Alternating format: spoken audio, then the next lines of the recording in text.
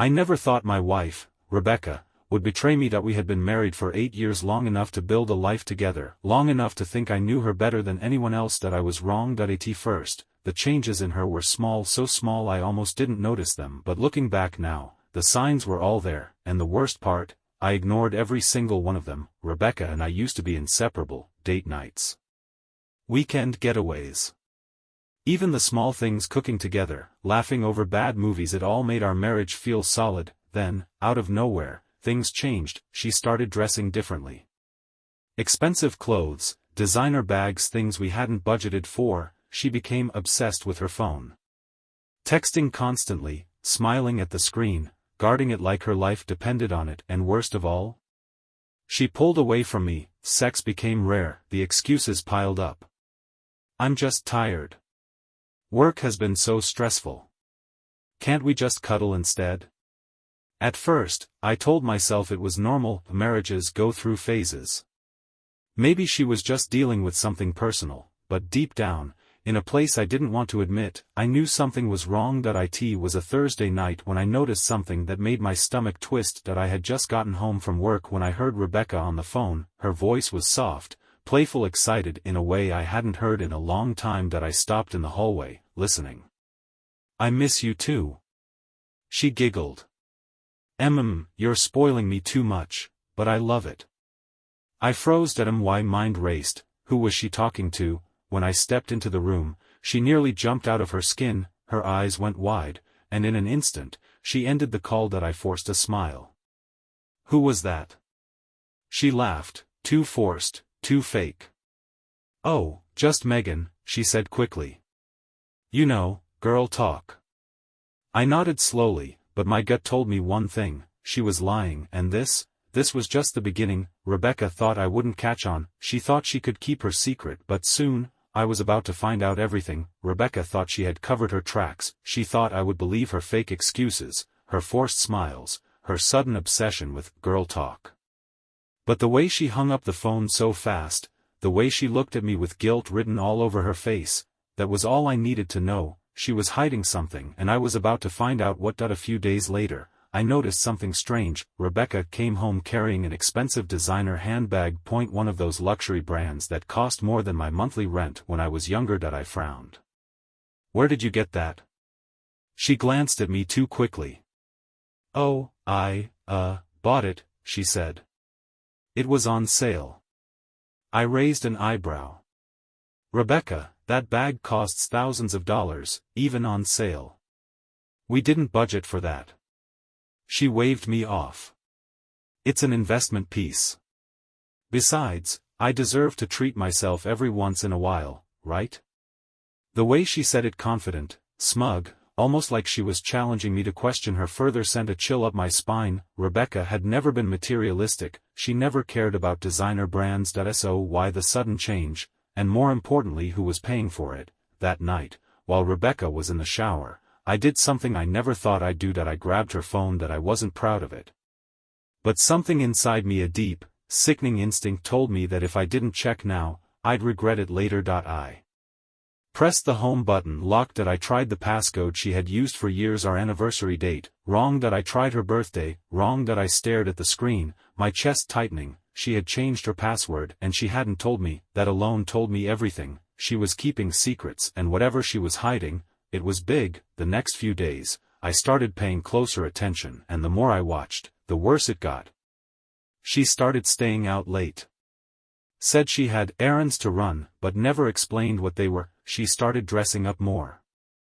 Fancy dresses, heels, perfume, just to go shopping.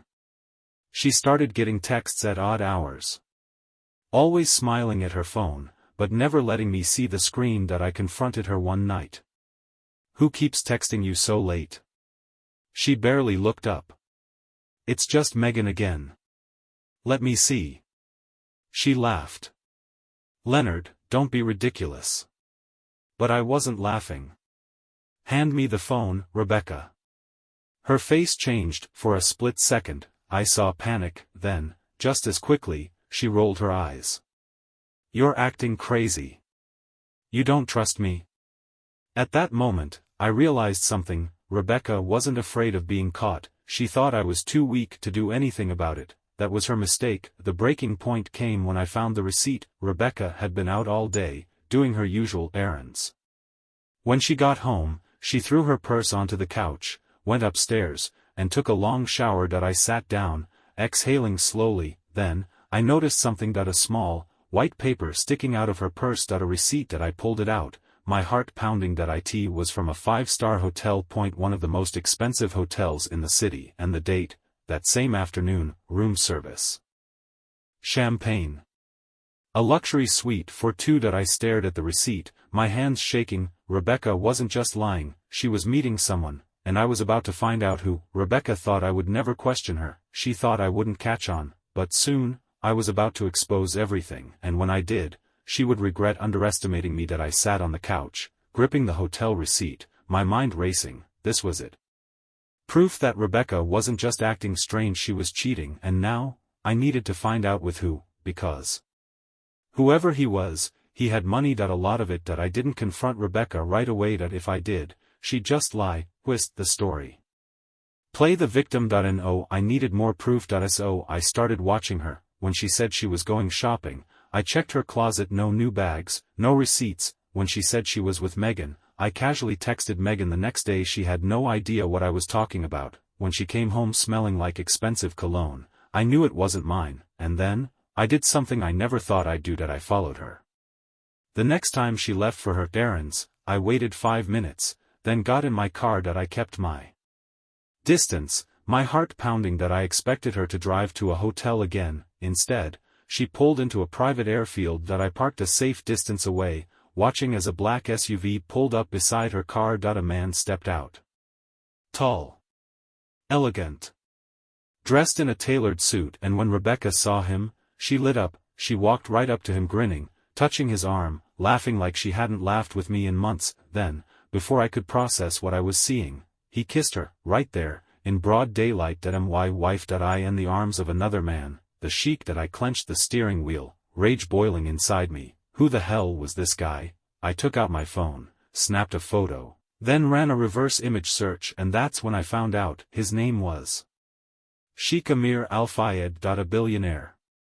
Oil money, private jets, luxury yachts, and apparently, my wife's secret lover. I sat in my car, breathing heavily. So this was her game. She had traded our marriage, our history, everything we built for a man who could offer her luxury. I wanted to storm out right then, expose her, confront her, demand answers, but instead, I waited. I needed to see how far this went. Rebecca and the Sheikh got into the SUV together, and the moment it pulled away, I followed. Rebecca thought she was being clever, she thought I was blind, but soon, she was going to find out just how wrong she was, because I wasn't just catching her. I was about to ruin her entire plan. I followed the black SUV down a long, winding road, my grip tight on the steering wheel. Rebecca had always been a liar, but this was next level.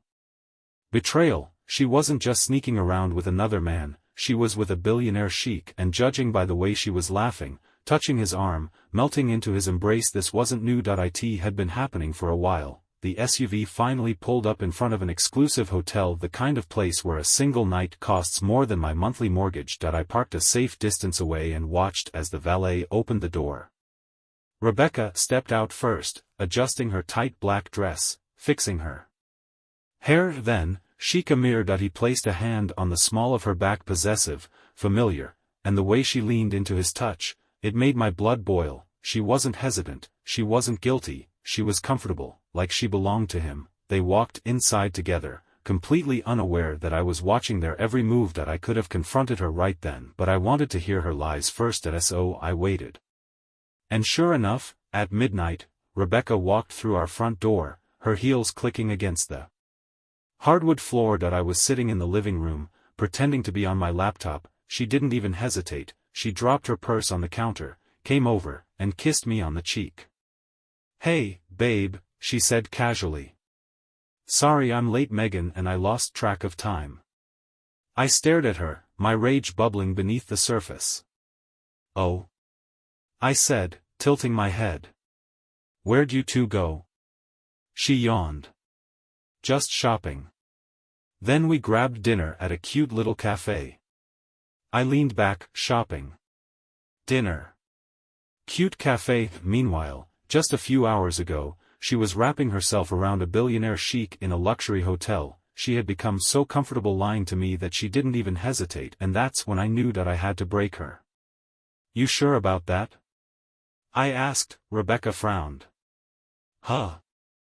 I pulled out my phone, then, with calm precision, I swiped to the photo I took earlier and placed it on the table. That a crystal-clear image of Rebecca and Sheikh Amir, holding hands outside the hotel, her face drained of color. She blinked. Stared. Looked at me, and then, she laughed. Leonard, come on, she scoffed. You really think that's me? I smirked. She was still lying, even with photo evidence. You're telling me that's not you? I asked, my voice sharp. She rolled her eyes. It's just a bad angle. Some woman who looks like me. Honestly, Leonard, I can't believe you'd even accuse me of something like this. My jaw clenched. She was doubling down. I saw you, I said, leaning forward. I followed you to the hotel. I watched you get out of that SUV with him. I saw the way you touched him, the way you smiled at him. Rebecca's expression cracked. For a split second, she panicked, then, she switched tactics. She sighed dramatically, crossing her arms. Fine, she said. You want the truth? I clenched my fists. Here it comes. He's just a business connection, she said smoothly. I've been networking, trying to set up some investment opportunities for us. You know, for our future. I let out a bitter laugh. Rebecca, I saw him kiss you. She didn't even blink. That's just how they greet people in his culture, she said, waving her hand. You're overreacting. I stared at her. Was she serious? She thought she could explain away a full-blown affair with some nonsense about networking and cultural differences. She wasn't just a liar, she was a master manipulator. And that's when I realized she wasn't scared because she thought I would never leave her. She thought I would just take it. That was her biggest mistake. Rebecca still thought she had control. She thought she could lie her way out of this. But soon, she was going to realize just how wrong she was, because I wasn't just confronting her that I was about to end this marriage. On my terms. Rebecca sat there, arms crossed, staring at me like I was the problem, like I was some jealous, insecure husband who had let his imagination get the best of him. Meanwhile, she was the one sneaking off to luxury hotels with a billionaire sheikh, and the worst part, she still wasn't scared. She thought she could lie her way out of this. That I would just accept it, that I would be too weak to do anything about it. That was her biggest mistake. That I exhaled slowly, forcing myself to stay calm. Let me get this straight, I said. You want me to believe that a billionaire sheikh is just your business contact? Rebecca rolled her eyes. Yes, Leonard. Not everything is some huge conspiracy. I laughed. Actually laughed. Then show me your phone. She stiffened. What? You heard me, I said, leaning forward. If there's nothing going on, show me the messages between you and Sheikh Amir. Her face completely changed. She froze. For the first time since this conversation started, I saw real fear in her eyes, and that's when I knew this wasn't just some casual affair. This went deep. Leonard, she said, forcing a laugh. This is ridiculous. You're acting controlling. Invading my privacy. I smirked. There it is, I said. The classic move.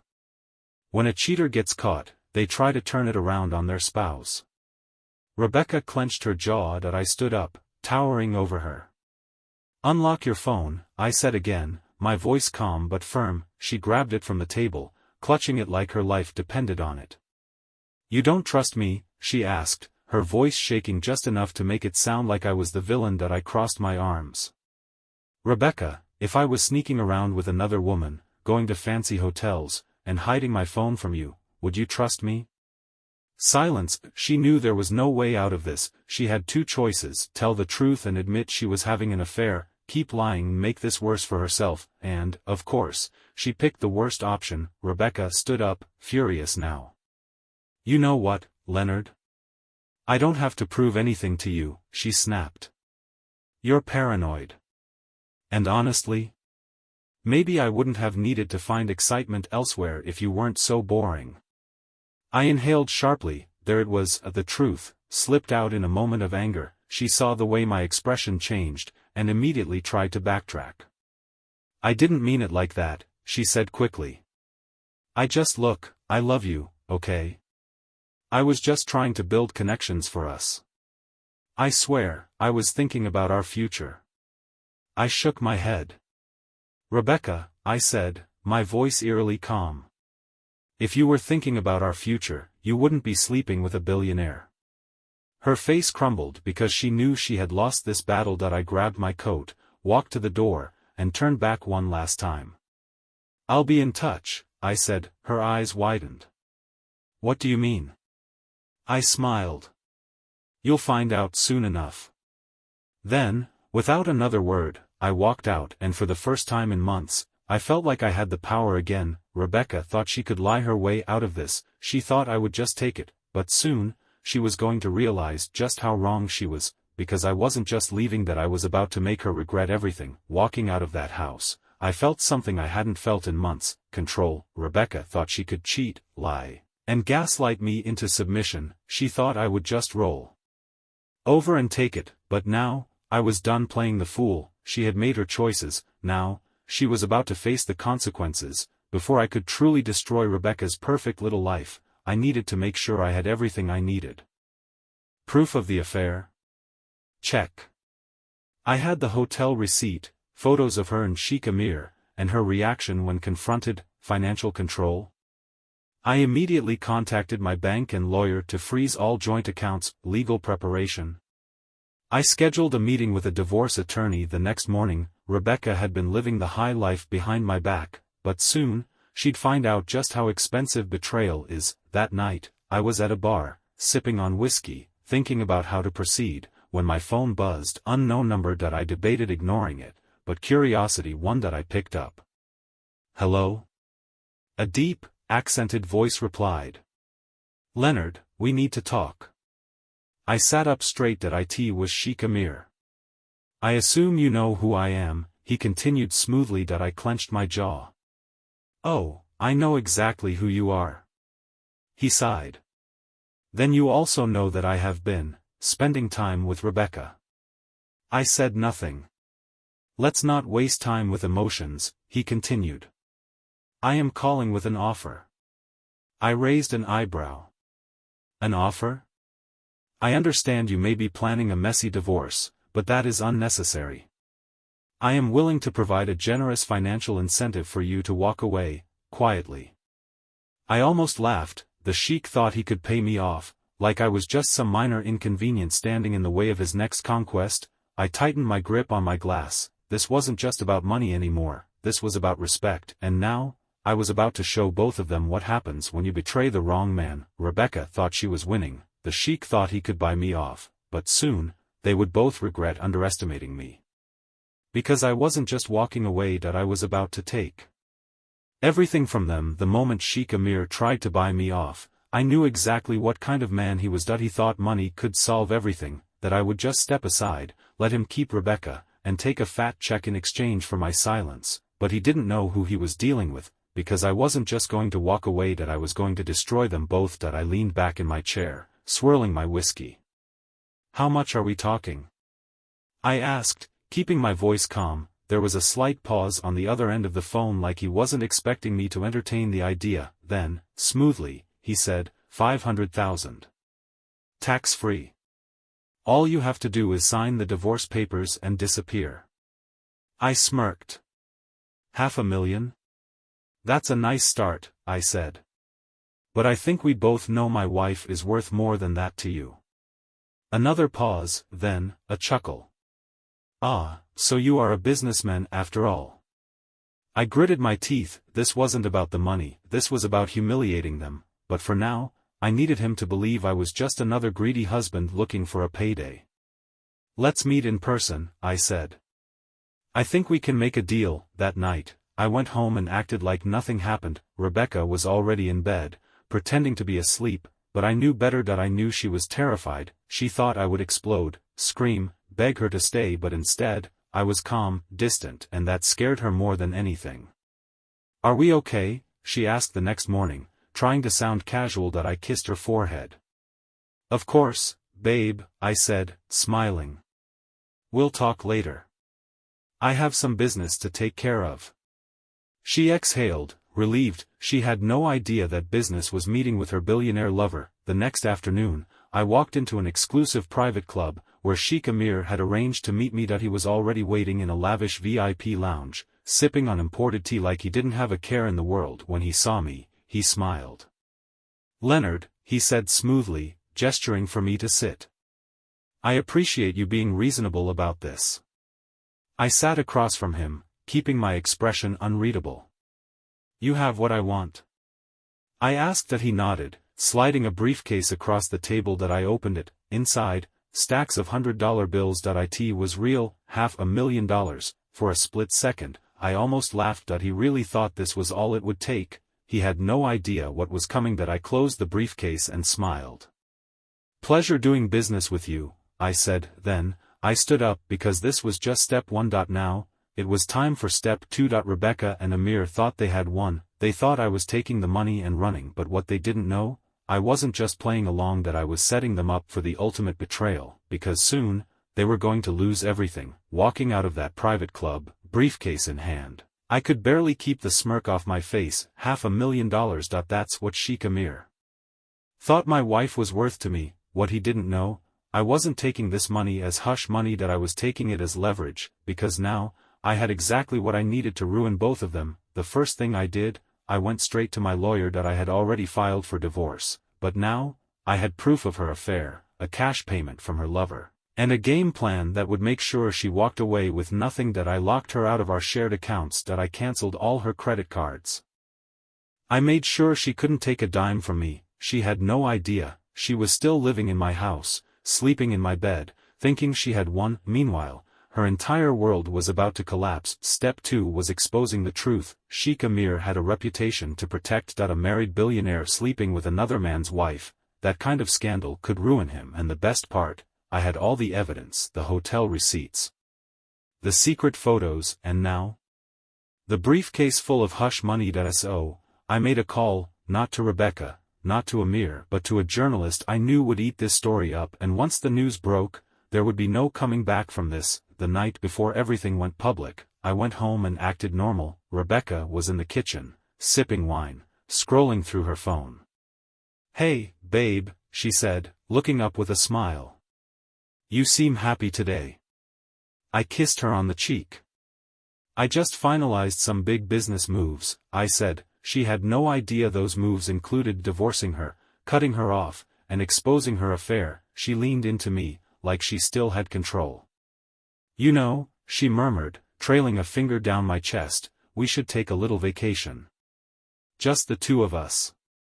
I almost laughed in her face. This woman had spent months cheating on me, and now that she thought I was none the wiser, she wanted to play the loving wife, but I kept my composure. "That sounds perfect," I said, smiling. "Let's talk about it in the morning." Because tomorrow, her life would be unrecognizable. Rebecca thought she had won. Sheikh Amir thought he could buy his way out, but soon, they were going to learn the hard way what real betrayal feels like, because by this time tomorrow, everything they built would come crashing down. The next morning, I woke up before Rebecca. She was still asleep, tangled in the sheets, looking peaceful, clueless. By the time she opened her eyes, her life would be over, because today, everything was coming to light. At exactly 9 a.m., my phone buzzed with a notification: breaking news, billionaire Sheikh Amir Al-Fayed exposed in secret affair with married woman. I smirked. I opened the article and scrolled through the details. Hotel records confirmed secret meetings, leaked texts and receipts proved months of cheating. A hush money payment to the husband made everything worse. It was all there, and now? The whole world knew. It didn't take long for the consequences to hit home. Rebecca's phone started buzzing non-stop. She groggily reached for it, frowning. Then, I saw her sit up abruptly as the notifications flooded in, dozens of missed calls, text after text. Her hands shook as she read the messages, and then, she turned to me, her face completely drained of color. "Leonard," she whispered, her voice hoarse. Did you do this?" I sipped my coffee, calm as ever. "Do what?" Her lips trembled. "The article. The pictures. The hotel receipts. It's all over the internet." I pretended to look surprised. "Wow. That's unfortunate." Her hands balled into fists. "You set me up." I smiled. "No, Rebecca. You set yourself up. I just made sure the world knew the truth." She gasped, staring at me like she didn't even recognize me, because for the first time, she was the one losing control. As Rebecca sat there, frozen in panic, her phone rang. I glanced at the screen. "Sheikh Amir," she stared at the name, then back at me. I raised an eyebrow. "Aren't you going to answer? I'm sure he has some thoughts on this situation." She swallowed hard, then picked up the call. The moment she said, "Hello," I heard his furious voice booming through the speaker. "Rebecca. What have you done? My wife has seen the article. My family is furious. Do you know what you've cost me?" Rebecca flinched. "I didn't." "Leonard must have. You told me this was discreet." Amir roared. "You told me your husband was weak. That he wouldn't find out." I smirked. Rebecca had sold me as a fool, and now, she was paying the price. "I can fix this," she pleaded. Just let me come see you, we can talk." "You think I want to be seen with you now?" Amir snapped. "You're toxic. Do you know how many people are calling me, asking questions? I should never have touched you." Then click, the call ended. Rebecca sat there, staring at the blank screen in horror. Her golden ticket was gone. The billionaire she had betrayed me for had just thrown her away like garbage. And me? I leaned back, smiling. "Wow," I said. "Tough break." She turned to me, her face a mix of rage and desperation. "You destroyed my life," she shrieked. I took another sip of my coffee. "No, Rebecca. You destroyed mine. I just returned the favor." Tears welled in her eyes. "I made a mistake. I was confused. You can't just throw me away like this." I tilted my head. "You mean the way you threw away our marriage?" She screamed in frustration, slamming her phone down, but there was nothing she could do. She had spent months sneaking around, betraying me, lying to my face, and now, she was paying the price. Rebecca thought she could have everything: the husband, the luxury, the billionaire, but now, she had nothing, and soon, I was going to finish what I started, because I wasn't just exposing her. I was taking away everything she ever cared about. Rebecca sat there, her world collapsing around her. Her billionaire lover had cut her off, her name was plastered all over the internet, our mutual friends were turning their backs on her, and now, she had nothing. But I wasn't done yet. Because while she was still in shock, trying to grasp how quickly everything had fallen apart, I was preparing to deliver the final blow. I let her stew in her panic for a few minutes, then, I pulled out the envelope I had been saving for this exact moment. I slid it across the table. She eyed it warily. "What is this?" I smirked. "Open it." With shaking hands, she tore the envelope open. Her eyes scanned the divorce papers, but then, they stopped on something else, something worse. She paled. You're evicting me?" I leaned back in my chair. "You thought you could cheat on me, spend my money on your secret little dates, and still live in my house?" I asked. "Nah. I'm done paying for your lifestyle." Tears welled up in her eyes. "Leonard, I have nowhere else to go." I shrugged. "That's not my problem." She grabbed my arm, panicked now. "Please," she begged. "I made a mistake. Let's just talk about this, okay? We can fix things." I laughed. Actually laughed. "You don't want to fix things, Rebecca," I said. "You just want to be saved. And guess what?" I stood up, towering over her. "No one is coming to save you." Her lips trembled. But what am I supposed to do?" she whispered. That I crossed my arms. "I don't care. The house? Mine." She had 72 hours to pack her things and leave. Our bank accounts? Already separated. She had zero access. Her social life? Destroyed. No one wanted to be associated with a publicly exposed cheater. She had spent months choosing a billionaire over me, and now, she was completely alone. As I turned to leave, she said one last thing. "You're going to regret this, Leonard." I paused, then looked at her over my shoulder. I smiled. "No, Rebecca. I think you're the one who's going to regret it." Then, I walked out. For good. Rebecca had officially lost everything, but soon, she was going to feel the full weight of her choices, because I wasn't just kicking her out. I was making sure she never recovered. Rebecca had 72 hours to pack up and leave, but honestly, she had nowhere to go. Her billionaire lover had cut her off, her friends had turned their backs on her, and now, she was officially homeless. But even that wasn't enough, because I wanted to make sure that when she fell hard. The next morning, I got a text from a mutual friend. "Dude, Rebecca is telling people you're being cruel. That you blindsided her." I smirked. Of course, she was trying to play the victim. So, I did what I do best. I exposed the truth. I forwarded the receipts. The hotel bookings, the hidden expenses, everything. I sent the leaked texts. Proof that she had been mocking me behind my back while living under my roof. I let everyone see her for what she really was, and within hours, Rebecca wasn't just losing sympathy, she was being roasted alive. That night, as I was enjoying a well-earned drink, my phone rang. I checked the screen. Rebecca. I considered ignoring it, but then, I decided to pick up. "Leonard," she whispered. "I don't know what to do." I took a sip of my drink. "Not my problem." She let out a shaky breath. "You really don't care anymore, do you?" I smirked. "Not even a little bit."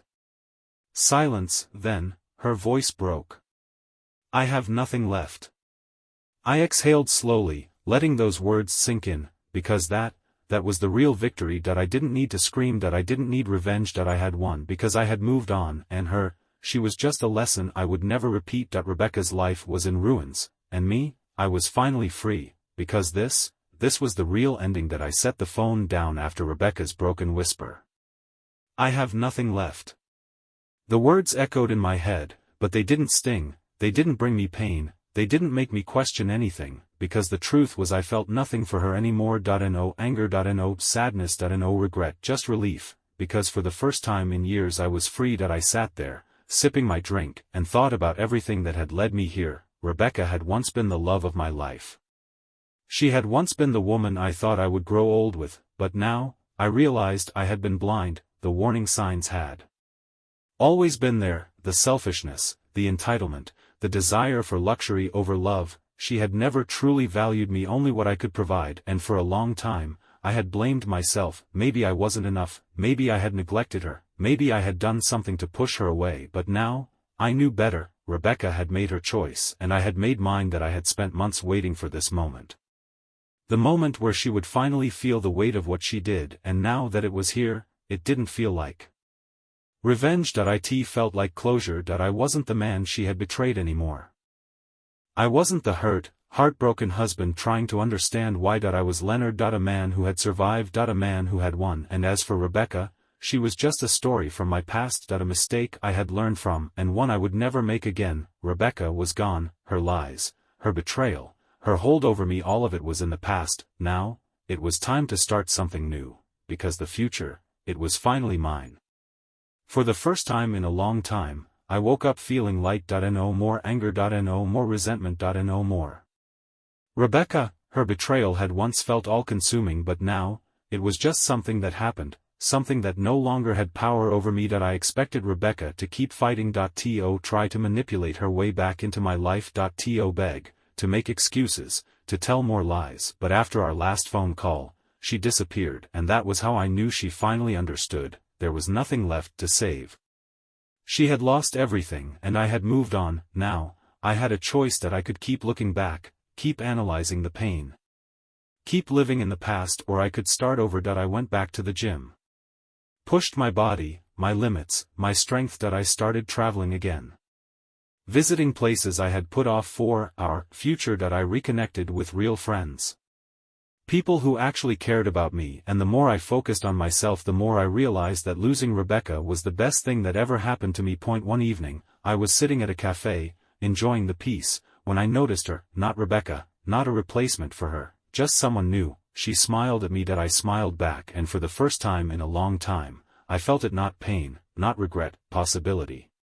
Because life wasn't about revenge. It was about what comes after, and for me, the best was yet to come. Rebecca had been my past, but my future, it was just getting started. It's funny how life works. Just a few months ago, I had felt broken, like Rebecca had taken everything from me, my trust, my confidence, my dignity. But now, I was a different man, not the betrayed husband, not the fool who got played. I was stronger, smarter, unshakable, and the best part, I didn't even think about Rebecca anymore. I used to think the best revenge was ruining her life, making her suffer the way she made me suffer, making her regret every choice she made. But now, I realized the best revenge wasn't about her at all. It was about me. I was in the best shape of my life. I was meeting new people, making new memories. I had a future that had nothing to do with her, and that was something she could never take away from me. I had almost forgotten about her, until one night, my phone buzzed. A number I didn't recognize. I hesitated, then opened the message. Rebecca, I know I don't deserve to text you, but I just wanted to say I'm sorry. I messed up. I lost everything. And I still think about you. I stared at the screen for a long moment, then, I deleted the message, because I didn't need her apology. I didn't need closure. I had already moved on. I didn't reply. I didn't need to, because the truth was, Rebecca didn't matter anymore. She wasn't my pain, she wasn't my burden, she wasn't even a thought in my mind, she was just a lesson. And me, I was finally free. Rebecca was gone. Now, the future was mine. For the first time in my life, I wasn't looking back. Rebecca, her betrayal, the lies, the pain, the anger, it was all behind me, and now, I was finally freed. I used to wonder, what if I had done things differently? What if I had seen the signs sooner? What if I had been a better husband? But now, I realized something. Rebecca's betrayal had nothing to do with me. She hadn't cheated because I was lacking, she had cheated because she was broken, and now, she had to live with that. Me, I was building something better. People think closure comes from a final conversation, an apology, a dramatic ending, but the truth, closure is a choice.